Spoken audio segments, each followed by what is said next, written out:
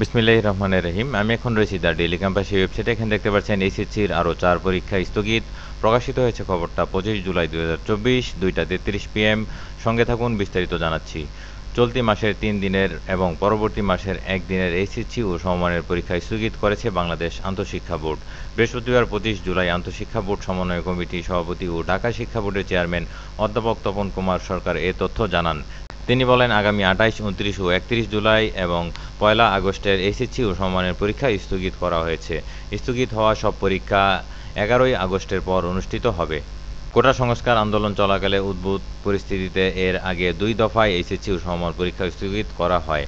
মাধ্যমিক ও উচ্চ মাধ্যমিক শিক্ষা বোর্ড সংবাদ বিজ্ঞপ্তিতে জানায়, অনিবার্য কারণবশত আগামী ১৮ই জুলাই অনুষ্ঠেয় সব শিক্ষা বোর্ডের এইচএসসি ও সমমান পরীক্ষা স্থগিত করা হলো। এরপর বাংলাদেশ আন্তঃশিক্ষা বোর্ড সমন্বয় কমিটি ২১, ২৩ ও ২৫ জুলাইয়ের এইচএসসি ও সমমান পরীক্ষা স্থগিত ঘোষণা করে।